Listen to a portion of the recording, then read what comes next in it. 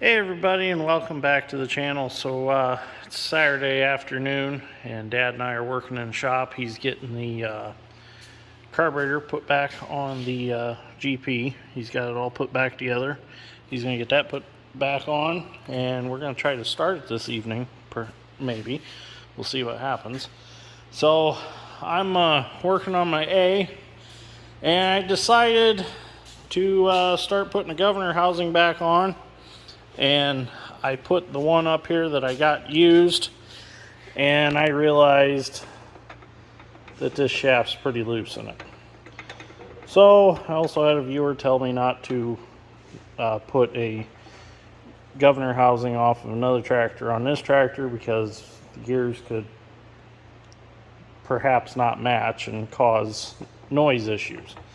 So what I'm going to do is I'm going to go ahead and rebuild the one that came off of this tractor, which after I started looking at it, it's not too bad to rebuild it. So I've got time before the tractor show. I've actually got a week yet. So I thought, well, I'm plenty far enough ahead that I can take the time and rebuild it. And that was kind of the reason that I got that governor housing, was I was just going to throw it on and bolt it on and be done, because I didn't know how much time I was going to have.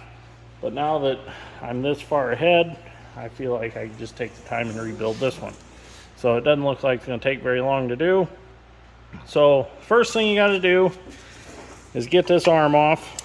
And what I done was you loosen up the sit screw, the jam nut and the sit screw, back them out. And then what I took was a 2-jaw puller, and I just pulled that arm off. Come off real nice. I tried to tap it off with a hammer, but it wasn't coming. I realized that it's beating on the fork in here that controls the throttle. So I decided to get the 2-jaw puller. So now, since I've got that off, let me put the camera in my holder and we'll pull it apart. So I already had the side cover off of this governor housing anyways. When I was investigating the bearing issues that it had, it's over there in the valve cover. So that's already off. So what we need to do, lay it like this, and we need to tap this shaft through.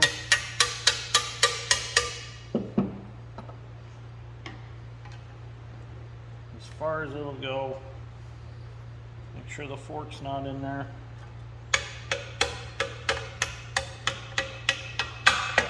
As far as that'll go. And that gets the fork out of the way so that we can go ahead, we can pull the governor shaft out.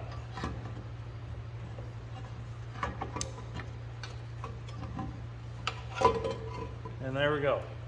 Got our governor shaft out. So now we can start changing our bearings on the shaft.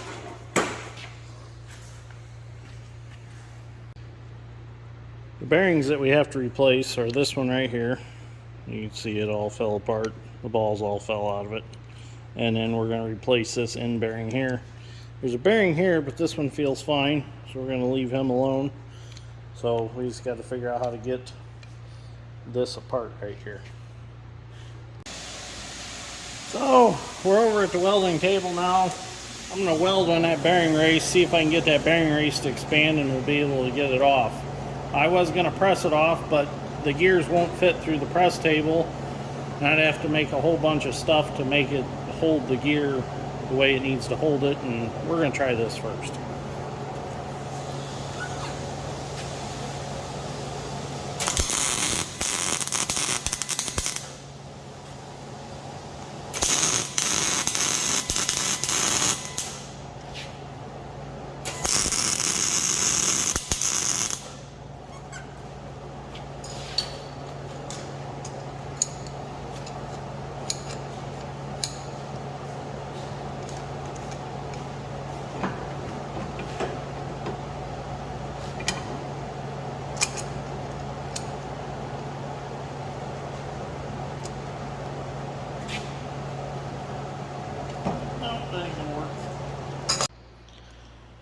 Okay, so it is the next day, and I got a little behind in video. I did end up getting that bearing race off, and after I got that off, I pressed the gear off, took it over to the press. There's a snap ring you got to take off here. Get that snap ring off. Bring this bearing race up. Set that bearing race on your press plates, and then push the shaft out. With this here, it acts as a shim, and being the center of this gear is depressed, if you put your press plates under here, it's pushing on the spokes of your gear. And you don't want to do that. You want to push right on that center hub. So if you pop that bearing race up there, that shims you up so that you can press that on your press plates and push directly on the center hub of this gear. So after you get that off, all out of the way, I gotta work that back down there. It's got like a burr on there. But anyways, after you get those off, you can pull this brass or copper, I think it's brass. Pull this off, drive this bearing race off, drop your new bearing race on, tap it down tight to the bottom, put your bearing in, and then get this one worked back down where it belongs. I'll have to get some tools and knock that back down. I should clean that up a little bit, but it's no big deal.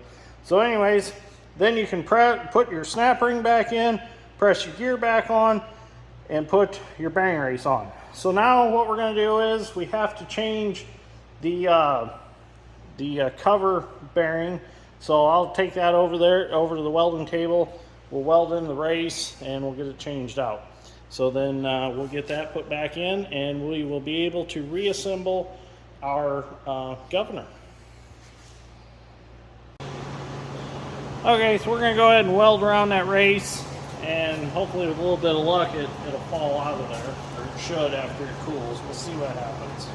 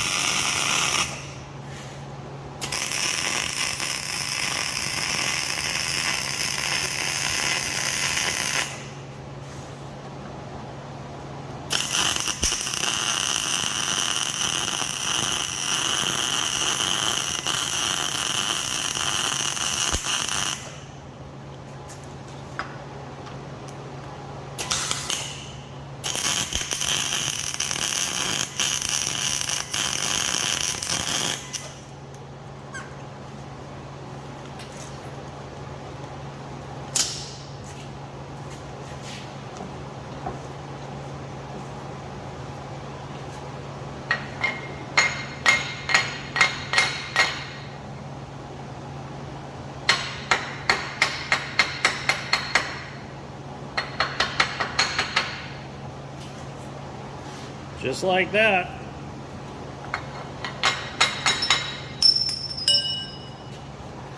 There we go. She's out. Okay, so we'll let this cover cool off, and then we'll get our new bearing race inserted, and we'll get that governor housing put back together. And while I'm thinking about it, a viewer asked me where I get this first aid brake cleaner. We get it from Napa in North Judson, Indiana. And if you can see on there, it says for reorder in Illinois, gives you the number, and then there's a fax number for orders. I know North Judson Napa carries this, and that's where it came from. So yeah, there's some information. I don't know if you can just call them and order it direct to your house. I don't know, but I know that was asked. And I always get non-chlorinated, because if you get chlorinated brake cleaner and you spray something off and you end up welding on it, that chlorine gas will damn near kill you. So that's why you'll always see non-chlorinated in this shop. I refuse to buy brake clean with chlorine in it. Okay, so I'm going to start reassembling the governor. What I'm going to do is, where'd I put it? I carried it away. Oh, here it is. My assembly lube, the same thing that I've been using throughout the tractor. I'm going to go ahead and the bearings are all going to get some. That way we know, cat here, damn it, Wilson. That way we know that they've got some grease on them, or lube, wherever anything rubs. So until the tractor gets oil pressure, it's not running dry. We also need the bearing. So here's our bearing that goes on the end, but we won't lube that yet. Go ahead, get this fished back in here, just like so. Stand the governor housing up. There we go.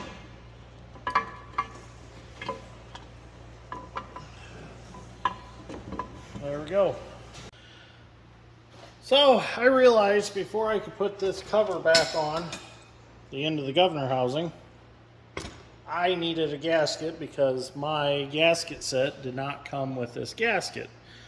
So I had to run to town, and this is the only gasket material that O'Reilly's had that was thick. So I run over to Advanced Auto, and they had this gasket material that was a little thinner. So it calls for 2 different gaskets in the book, and you need these gaskets to shim the bearings. So if not, you could just put this together and you could just use some Permatex or whatever to seal it up. But you have to have the gaskets in order to shim the bearings so that the bearings will not have too much preload on them. So what I'm going to do is I'm going to get old school with it because it is Sunday and John Deere's not open, and I'd like to try to put this back together today. So I'm going to take this sheet of gasket material and I'm going to cut my own gasket out. So what I'm going to do is I found that I had a Milwaukee hole saw that was about the same size as the rib on the inside of this cover.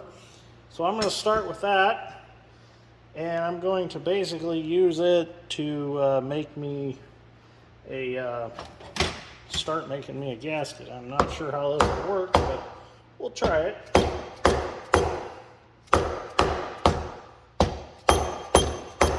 I'll have to cut it with a knife, but this will give me kind of a perforated start. Yeah, that's some actually tough gasket material. It's good up to 1200 degrees I seen on it. So at least now I can follow them dots where the teeth were, and I'll get that cut out, and then we'll move on to cutting the rest of the gasket out. Okay, so now that I got my new gasket made, I'll put it on and we'll see how it works. Goes on like that.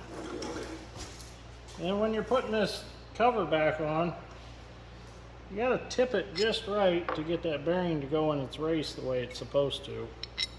Take these bolts out. If not, it won't go in. So you got to kind of tip it down.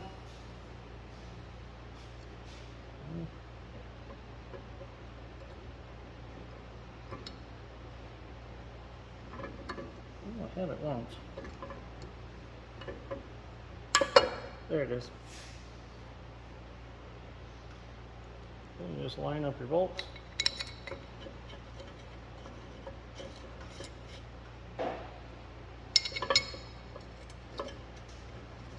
I'm going to have to trim this gasket off some. I made it a little oversized. But now that it's with the housing, I can just take a sharp knife and go around it and cut it off. It's no big deal. Wouldn't really have to even do that if you don't want to. So before I put this cover on, I didn't show it, but I do have the dot pointing straight down so it corresponds with the timing marks on the cam gear itself, which really isn't going to matter here in a second because I'm going to turn it anyways just to check it. But according to the book, as long as the mag drive is horizontal, when it's sitting on top of the tractor, it's horizontal with the top of where the governor housing bolts on, that means it's in time anyways.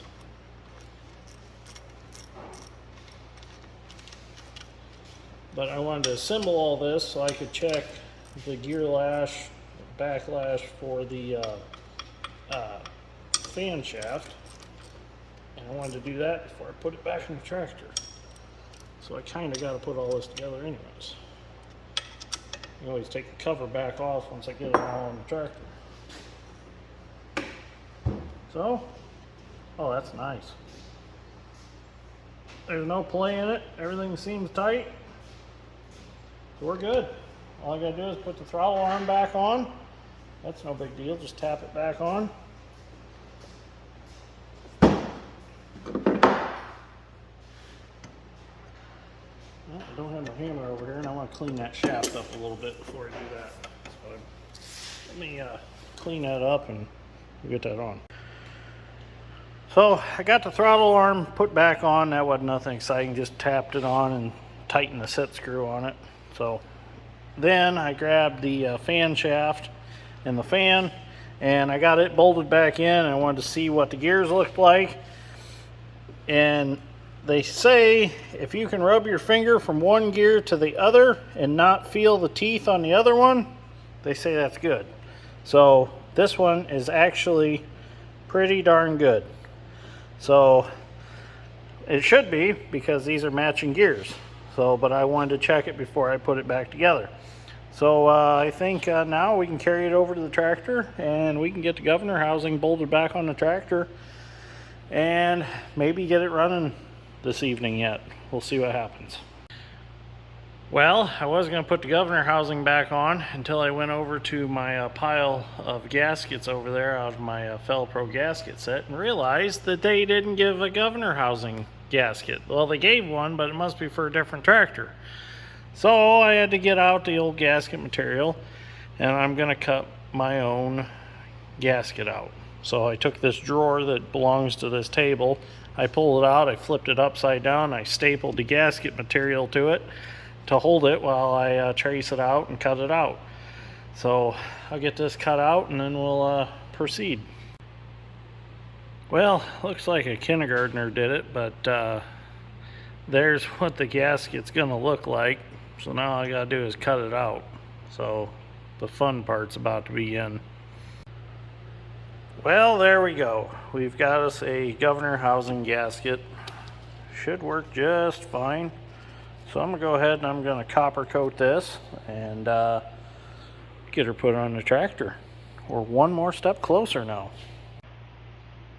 So while my copper coat's drying for my gasket for my governor housing, I decided that I was gonna take a second real quick and get the valve cover gasket put on because the valve cover can go back on now since the valves are adjusted. So I used some high-tack gasket sealant from Permatex, and this works real nice. I decided to try this on the 720. We used John Deere gasket dressing, and that stuff really didn't work too well because it kind of let the gasket still slide around while we were trying to put the valve cover on. So with this high-tack stuff, it's actually staying in place on the valve cover. So this is going to be a little easier for assembly. Now I only did one side just in case I have to pull the valve cover back off. I'll be able to pull it off without destroying the gasket, because you never know, something might need tweaked a little bit. We just never know. So this way I won't ruin the gasket, but this will hold the gasket in place while I'm trying to put the valve cover on, because everybody knows on these old 2-cylinders, gravity is not in your favor when you're trying to put the valve cover gasket on, because it's not laying flat on top, it's trying to hang. So this should make things a little bit easier. So I got to run Sausage a Hart battery out to the flower farm, and then I'm going to come back and get this valve cover on. Okay, so before I put the governor housing back on, I'm going to go ahead and throw this valve cover back on. Now if you're wondering how the rocker arms, or tappets as they call them in the book, get oil, they get oil through right here. This right here is what oils them. And how that is fed, it's fed from a steel line from the governor housing. So we're going to go ahead and get this put on. Gluing that gasket on worked really well. So I got my acorn nuts with some copper ring seals here. Oh, it just looks finished. Looks really nice.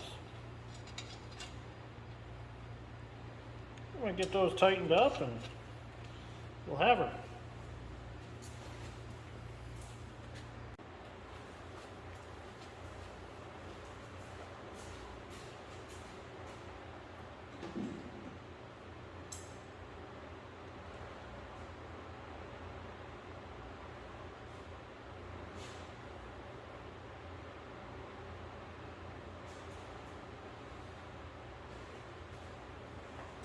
Okay, we're going to put this fan shaft and governor back in. I think I can do it by myself. Should be okay.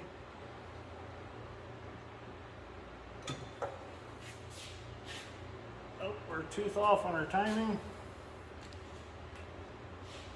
of figured that was going to happen.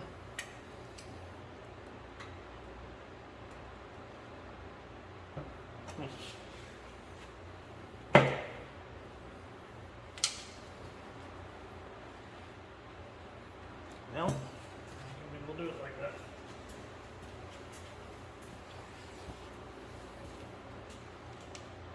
Okay, I'm gonna have to get it lifted up, and I need to turn it one tooth, and we'll be back on time. Okay, so I got the bolt started in the governor housing, and I was a tooth off. I went ahead and I took this cover off on this side just to show you. There's my timing mark down there at the bottom. It's that little dot. And with the governor housing on, you can't really see the gear on the camshaft. You can't see the dot. So what I done was, while I had it off, I took a file and I put 2 notches, one on each tooth, so that I could see where the timing mark was. So I've got the dot between them 2 notches on the teeth. So that is pointing right at the dot that is on the camshaft gear. So now I'll show you on the other side, when that is actually in time, the magneto drive is horizontal. So as long as that's horizontal, the tractor's in time. So if you ever take a mag off and you want to know if the tractor's in time, put the tractor on the left-hand impulse line, line it up with the cover on the side of the tractor, and then if that's horizontal, the tractor's in time. So it's a pretty simple way of figuring it out without really having to take this cover off. So I'm going to go ahead and I'm going to tighten everything up now, put that cover back on, because we're done in there, and I need to put the 2 bolts in to hold the fan shaft in the front, and then the governor housing part is done. So I bet you're all worried about something. You're probably saying he forgot something. No, I didn't forget it. I didn't forget to hook the oil line up to the governor housing. So we're going to get that hooked up here next. And we'll get that done. Get it in place. There it is. Get its nut put back on. And then the governor, other than putting the, well, we still got to put the mag on it, and we can put our oil pressure gauge and water temperature gauge bracket all back on, and that's pretty much done. So then we got to put the oil pump back in it, and the exhaust back on, and bottom water pipe, and carburetor and intake. And then we are finished. Well, intake tube to the air cleaner, that cast iron one. So we're not quite ready to run yet. So I guess I got a little ahead of myself and forgot to do some video, but got the carburetor back on, got the throttle linkage all ran, got these lines all back on, the oil feed line for the valve cover for the tappets. And then this is just a vent tube, I guess, that runs to the governor housing. Now I'm going to go ahead and throw the water pipe back on it. I got the gasket. I'm going to put some of that red sealer on it. And the only thing really left to do yet is to go under the tractor and, well, engine-wise, the only thing left to do is go under the tractor and put the oil pump back in it. That's why I haven't put the back cover back on, because I got to get in there yet to put the line back on the oil pump. So tractor's coming together, and I apologize I didn't take video. I just started grabbing parts and throwing them on the tractor and didn't even think about videoing because I thought, well, it's kind of the boring stuff anyways. It's not the exciting stuff. So let me get this water pipe on and we'll get that oil pump put in.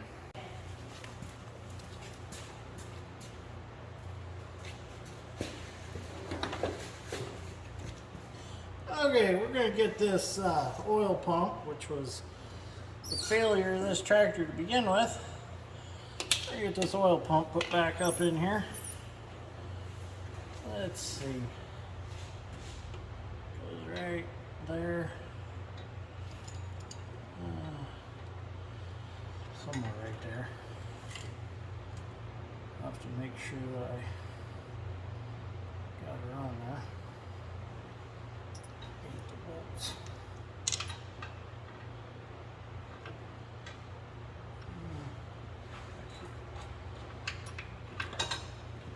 Oops.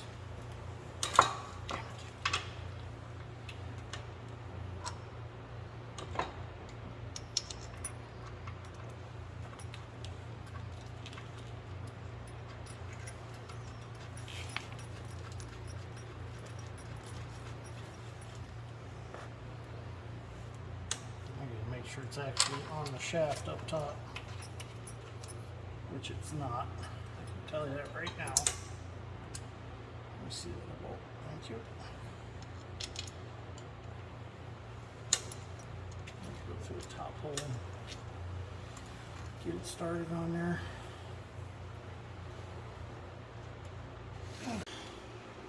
Okay, so the oil pump was back in the tractor, and that ended up being quite the project. So what we done was we actually took the oil pump completely apart. We bolted the cast piece of the oil pump housing in with the suction screen on it, and then we shoved the oil pump shaft with the gear up through, put the coupler on top of it, and then one of us held it from the bottom while the other come to the top and guided it on to the oil pump drive. Then I went around and I went underneath and I took the plate and the idler gear that's in the oil pump, and I was able to put them on and put the well, with the gasket, and I put all the bolts in and tightened it all up so the oil pump is in. So actually, if you ever need to change the oil pump drive coupler, all you really need to do is take the 4 small bolts out, knock the cover off, pull the oil pump shaft down and out, and then come up here, take this top cover off, and reach in, put your new coupler on, and shove the shaft back up through the bottom. You don't actually have to pull the whole oil pump assembly out of the tractor. So that way you don't have to mess around with taking this line off and on. So now, this is the last piece of the puzzle inside of the crankcase. We're going to put this line back on and put the plug in and put a new filter in it, and I can fill it with oil and potentially try to start it this evening yet. Well, sadly I didn't meet my goal to have the tractor running by Sunday, but it's already almost 10 o'clock and I'm tired. So I'm just going to go ahead and end this episode right here. Got a lot done today. The oil pump's back in it. The oil lines are hooked back up. The only thing really left to do is exhaust, intake, and the bottom water pipe. And I couldn't get the rubber hose for them today anyway, since it's Sunday and Napa's closed. So I guess I could have started and run just for a little bit, about, well, a minute or so without water in it, but I hate to do that at all. I know we done it on the GP, but I kind of hate to do that. So anyways, we'll finish it maybe tomorrow night, Monday night, or Tuesday night. We'll get her finished. So it's really close to being able to run now. I got the oil pump back in. The oil lines are back in. So really it's just buttoning up the small stuff and throwing the hood and fuel tank all back on it, and hopefully it'll be a running tractor again. So anyways, if you enjoyed this episode of Dirt Grain Steel, give me a like. I'd greatly appreciate it. Thank you for watching. We'll see you all in the next one.